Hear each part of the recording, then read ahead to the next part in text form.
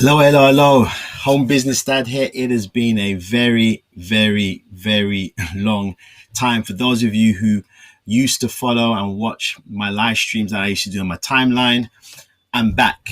And this is a solemn video, but also, as you see in the description in the title, I'm going to end with some hope. But before we, look at the hope and some practical words of encouragement, what am I talking about? Why am I doing this video at this late hour? Because it's a serious one. It's a very, very serious one. I've entitled this video with a word that I've made up, COVIDepocalypse. Okay, and the E stands for the economic crisis that is happening right now. And very few of us are even aware of it unless you're experiencing it because you've lost your job, you've lost your business. And if that's happened, man, I'm so sorry. But for those of us who haven't gone through that and we're watching the news, we are going to be completely unaware of just how serious the lockdown has had an impact on the economy. And I'm not just talking about the UK. I'm going to be showing you some statistics and facts. And like I said, at the end of this video, I want to provide some words of encouragement because it's going to get serious. This ain't no scaremongering. This ain't no fear mongering. This is just facts. But I believe that there's always still some hope. And that's what I know a lot of people is going to need. And so, thank you, Aisha. And so that's what people are going to need. So I'm hoping this will go out to especially those who, unfortunately, if you're being affected by the lockdown rules on your business, I hope that you see this video and I hope that it reaches the right people, especially who are going to need encouragement at this time. And so I implore you at the end of this video, if you think this will help someone, share it. This ain't no hype video. This ain't one of those, hype video. This is coming from my heart because when we go through these statistics, I'm going to show you on the screen right now. I'm going to take you through, not my words. This is research that's been done and it's out there. You're going to see why I'm doing this at this late hour and why I've got this burden on my heart, why I'm so passionate to cover this information. So hopefully you can hear me all right and everything like that. So I just want to test something out here because I'm using a platform here, quite a cool platform. If you can do me a favor, while you're hearing this, just comment in the wherever you are, because I'm streaming this to multiple places, in fact, at once. So I should be able to see your comments. So if you can do me a favor, if you're watching right now, just comment below saying hi. And that's it. Just hi, comment below. I want to see if I can see your comments on this little chat thing that I have here on the other screen. So if you can do that for me, that will be great, because if there's any, I just want to see if this is working. All right. Now, while you're doing that, I'm going to put this on the screen, my first quotation. So I'm going to go through some documentation and then I'm going to close with some words of encouragement. Okay. We see Krista saying hi. Wow, this is fantastic. It's working. Yeah. Okay. Excellent. All right. So let's get this going. All right. So my first quotation here. Okay. I'm going to zoom in a little bit.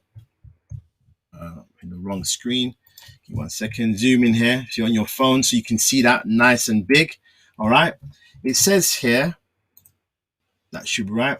It says, the restaurant trade has been particularly hard hit by the onset of COVID-19. Note it very carefully. More than 8 million restaurant employees have been laid off or furloughed around the country. It's talking about the United States of America.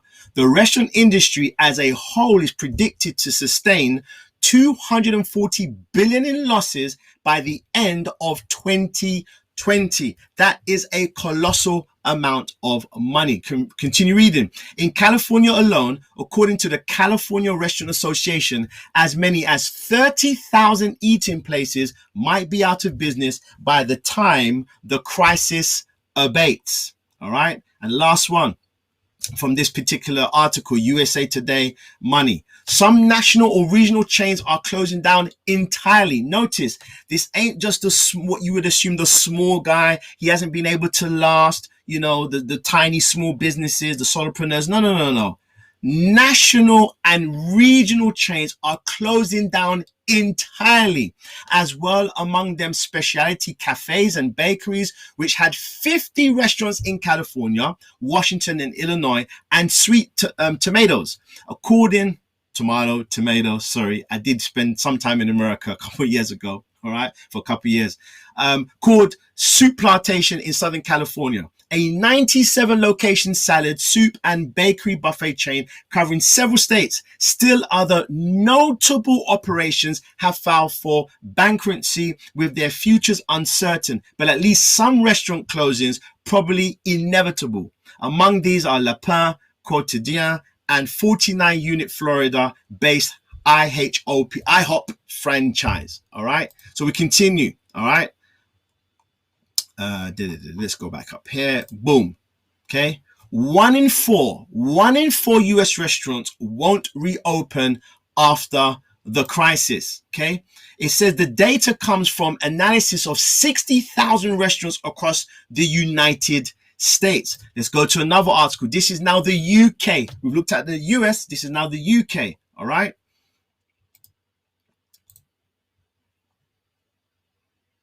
Half of UK pubs and restaurants may never reopen, says Hospitality Union founder. Half. Okay. I did say this is going to be solemn information. It's not even in question that 50% of pubs, clubs, bars, and restaurants won't reopen again, he said, speaking to Newsweek.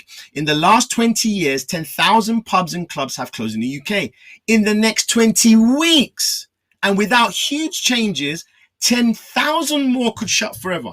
10,000 pubs and clubs have shut in 20 years.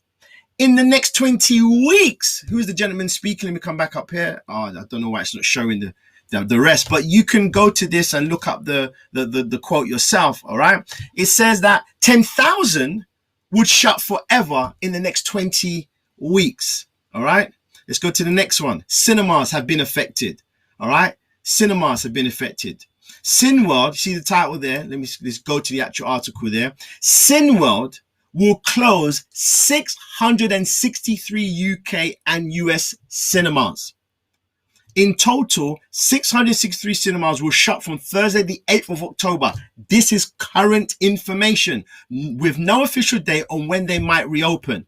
The decision has put 45,000 jobs at risk, with around 5,500 of those from the UK. I'm going to speak at the end. I'm just going through the information and then I'm going to give you my thoughts on the matter. Let's go to our next one. All right. The New York, the NYS comptroller audit up to 50%. Let's go to the actual article so you can read the whole thing. All right. Up to 50% of NYC bars and restaurants could close permanently in the next 6 months. When was this article written? Notice there, October the 2nd, 2020. That is this month. So from when this was written, in the next 6 months, just in New York alone, 50% is predicted bars and restaurants could close permanently. Permanently. Let's go to our next one. Let's close these. All right. Mayor de Blasio claims, this is again New York again, city cannot afford $900 million owed to teachers, citing, let me just close that, citing fiscal crisis caused by pandemic. The city is facing a $9 billion budget hole because of the pandemic. Mayor de Blasio has said if he doesn't get $1 billion in savings from the unions, he would have to lay off 22,000 people. 20, and again, notice the different industries that I'm quoting here. All right. The reason why I'm going through this is because, let me give you an analogy. When you throw a stone, maybe the stone the size of a 50p pence, and you throw it in the river, the ripple effects are according to the size of the stone and the height it was thrown and the speed and all those things, the trajectory and all those things, right? If you throw a larger stone, a really huge stone into the river from a greater height, the ripple effects are going to be far more bigger and far much larger, and go and continue further on down the river, right? This economic crash that is happening, the economic ramifications, the ripple effects, because one business, let me put this here. One business is connected to another because it does its dealings, right? So let's take one industry, the restaurant, all right? The restaurant industry. As I buy my salad from one company, they are benefiting from that transaction. I buy my potatoes, I buy my veggies, I get a company to clean my tablecloths. Now I'm closed for months and months and months. All that revenue is not switching hands to all those companies that were doing business with me. Now imagine you times that by 10, you times that by 20, then you times that by thousands, then you times that by the entire country of just the restaurants that were closed. Not including, we haven't even looked at quotations or research on other industries and how that was affected. The farmers are going to be affected because they couldn't sell their produce to the restaurants, right? The leisure centers, the hotels, the hospitality industry, all right? And we're seeing here this massive ripple effect is being felt. And I'm not going to go into my opinions as to why I don't think the news is showing this information, why I don't think the news has even batted an eyelid, has even mentioned this once, of these massive, huge ripple effects that are going on right now. What we're seeing more and more is more emphasis on the vaccine, and people here in the UK, I'm talking, I don't know how it's in any other countries, but here in the UK, how many cases there are, how many people that's died, and the vaccine. That's it. Let me be compassionate to the reality that yes, nobody is happy that people have died from COVID. Nobody is happy. People have suffered from COVID. But the continual suffering that is going to take place and is actually happening right now through the economic ramifications, in my personal opinion, far outweigh and are going to be far more serious than what the actual virus has done in terms of taking people's lives, right? In the effect, in terms of the effect that's going to happen. 22,000 people being laid off just in New York alone. These are teachers.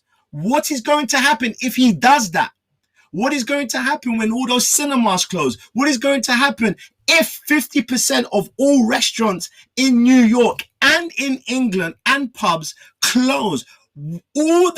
We cannot fathom and measure the ripple effects in our human minds. It is impossible to fathom the negative knock-on effects. Would there be suicides?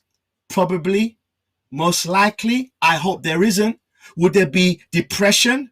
I hope not. Will there be mental illness, discouragement that sets in? What are we going to do? You've worked for something all your life and you've seen it just crumble to no fault of your own. You've put blood, sweat, and tears, and this thing that you felt proud of, that was serving the community and, you know, was bringing in a good income, was helping you survive, just closes. How are you going to feel? How are you going to get back up? How? What do we do in a time like this? Let me see if I got one more. Well, I think that's it. Yeah, I think that's it. All right. So look, people, why did I decide to cover this information?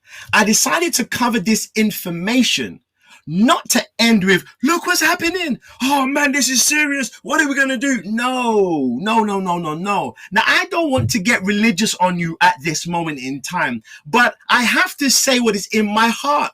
I have to say what helps me from day to day. And I'm going to say this, and I hope you receive it anyway. And it's this: don't lose hope.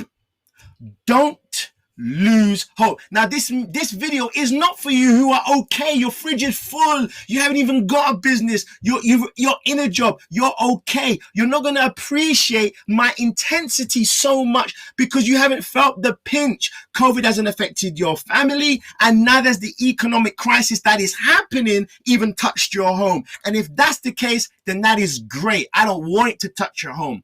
But I'm doing this because when I read these quotations, my heart sunk for all these people. We're not reading statistics about cars and things. We're reading statistics about people. We're reading about things that's going to affect families and husbands and wives and single mothers and single fathers and grandfathers. It's going to affect every single demographic that exists, religious, non-religious, white, black, and everything in between. It's going to affect everyone. And so at this time, there needs to be something that I'm feeling not responsible, but maybe if someone sees this and they just hear somebody else who is like them, lives on this earth, flesh and blood. I'm a father. I've got 3 children. I know what it means to worry. I know what it means to stress. And if they hear just somebody saying, don't give up. Do not look at the circumstances around you. Someone is going to need this message. Someone's going to need those words because somebody's going to be coming home and has to tell their wife, has to tell their partner, has to tell their children, son, sit down. I have got some bad news. Now, remember the analogy about the ripple effect? Let me use it again in terms of earnings potential. There are quotations I've got where, in fact, as we saw, national and regional chains. What does that mean? That means you've got businesses bringing in millions into the coffers. Now imagine millions of pounds, very nice wages, and the people who own those businesses are living it up. That's really, really good. That's inspirational. Imagine you've got mansions, you've got nice cars, you can go on holidays, you've worked hard. How big is that drop? Because the higher you have ascended the mountain of success, which is a good thing, the higher the mountain of success that you are, when you fall from that height, how big is that drop? What are you going to do to cope with such a drop? Some of us, don't feel embarrassed, but let me be real with you. Some of us, we're down in the valley. We haven't even ascended the mountain. So when we drop, we've only got from standing position drop. We can just dust ourselves and carry on. But when we see and we're inspired by those people who climb up the mountain, wow, you made it to the top, and we give an applause and we use them as inspiration to carry on. When we see them dropping down to the floor, bam, from the mountain, we see another one dropping down, bam. How's that going to affect us? How's that going to affect them? And because the higher the ascension, the harder the fall. And again, to no fault of anybody's fault. Nobody's fault who's losing their business. It's their fault. How do you cope with that? That you feel powerless. No power to do anything. There's nothing it seems you can do. Don't you quit. Don't give up. Yes, you think, Mike, that doesn't make any sense. No, but that's the only option. That's why it makes sense. Did you catch it? The reason why this makes sense in such bleak situations that you are in, the reason why that makes sense, because there is no other choice. You cannot quit and take your life and leave behind your children. And I'm saying that because that's the reality on the table. Some people are going to feel there's nothing more I can do. Let me take this way out. And I'm imploring you, don't take that way out. Don't go to the bottle. Don't go to, don't go to women. Don't go to anything. But this is where I said, I don't want to be religious. But look, I am saying to you right now, whether you believe it or not, God will hear your cry. You don't have to go to a building, go to a church. This is not a religious talk. I am literally saying to you, because it might seem for some of you, there's going to be hopelessness is going to set in when no one around you can even help. If you have support around you, fantastic. You may not feel your need of God. that I'm not here to judge you, but I'm here to give you something that has to be more powerful than the circumstances around you. I'm here to give you something that's more powerful than what your eyes can see, where it seems it is impossible for you to come up from that drop. But I believe in a God, in the God of the impossible. I believe that when Jesus came to this earth, he walked on water. That is impossible according to human physics. But that's what makes God, God. Because there are situations that that this economic crash and the ripple effect and the lockdown has caused, that some of us are going to need to hear this type of message. This is unique. This is singular, because when you read the statistics, and you don't read statistics about things, you read statistics about people suffering. And that's the point. And I hope and pray, I don't care, try it. Try it, because those who don't feel it don't understand what I'm talking about. When you feel utter low, when you feel utterly down, when you feel utterly hopeless, when you feel like everything is against you, no human intervention, no human power, no human reason, no human wisdom can even help you, because it's tried and it doesn't fit, it doesn't help you, then I'm saying to you, if you call on him in that moment to say, give me strength to carry on, he will do it. Because the Bible says God is love. 1 John chapter 4 verse 8. God, not God is loving, God is love. He will hear you. And he's about you. He's about us. He's about us. It may not seem like it. And it doesn't matter you've never cared about it. It doesn't matter you're not religious. I'm saying that when you go through hardship that's coming, and if you're in it right now, try it. Just asking for something very simple that you need. The capacity to carry on, the willpower to carry on, the foresight to look past the darkness, the foresight and the vision to look past that which is around you, to look through the storm, through the tornado, through the hurricane, and to grasp the thing that you cannot see. That is faith. Some of you are going to need it. Someone needs to hear this message, because this is happening as we speak. And yes, like I said, COVID is terrible because it's taken some people's lives. They've been laid to rest. Families have been touched in that aspect. But the tsunami that's coming, the economic tsunami that's coming, we have no idea, because it's not being covered. And I just want to not warn you and leave you feeling afraid. I want to warn you and say there is still going to be hope at times like that. I really hope and pray, because I'm feeling very emotional now. I really, really hope and pray that you will receive strength from this. And even if this hasn't touched you, please, if you can just see my intensity, share it on your timeline. This is not no hype thing. I'm not promoting no product. I'm not promoting no course, no seminar. This is me in my office speaking from my heart to you online, wherever you're watching from. Share it, please. Share it with that business owner that you know's lost their job. Share it with that mother who's lost their job. Share it. Share it, please. Like it and share it so more people can receive the needed strength that they're going to need. Excuse me. That's it. Nothing long. Straight to the point. I really hope and pray this goes and does the work it's supposed to do.